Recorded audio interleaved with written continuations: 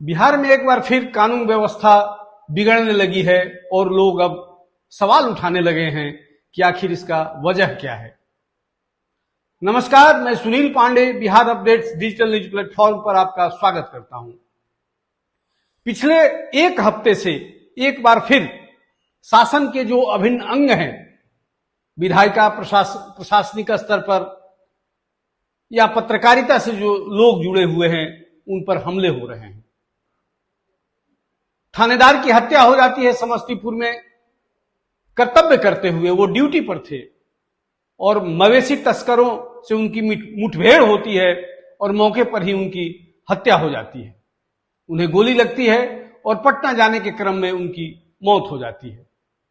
यह घटना भी ठंडा पड़ने वाला ही था कि ये दूसरी बुरी खबर अररिया से आती है। वहां एक पत्रकार की हत्या हो जाती है।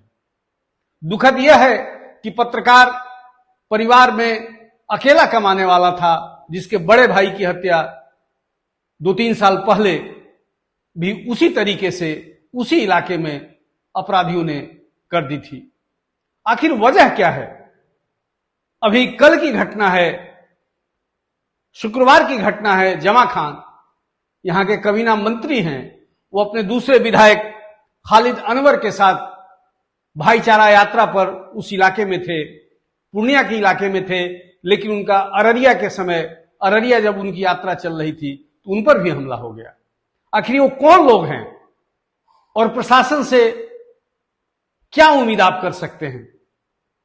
क्या बिल्कुल प्रशासन का हनक गायब हो चुका है और इसकी जिम्मेदारी कौन लेगा?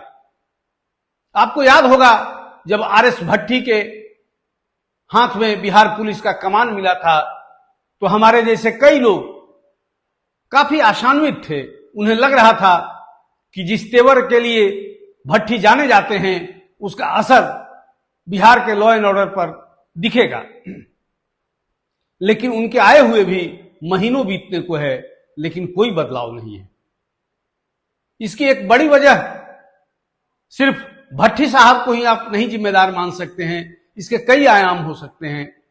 सवाल है कि प्रशासन का इकबाल क्यों खत्म हो रहा है? जिनके हाथ में अभी प्रशासन का बागडोर है, शासन का बागडोर है, मैं बात नीतीश जी की कर रहा हूं, सुशासन के लिए जाने जाते थे।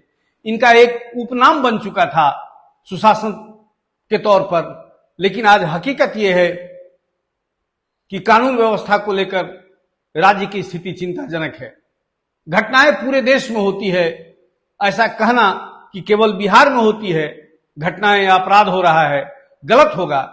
लेकिन सवाल तो आप जरूर खड़ा कर सकते हैं कि आखिर इन हत्याओं और ऐसी आपराधिक घटनाओं के लिए आखिर जवाबदेही कौन लेगा और आम व्यक्ति सुकून से कैसे जी पाएगा?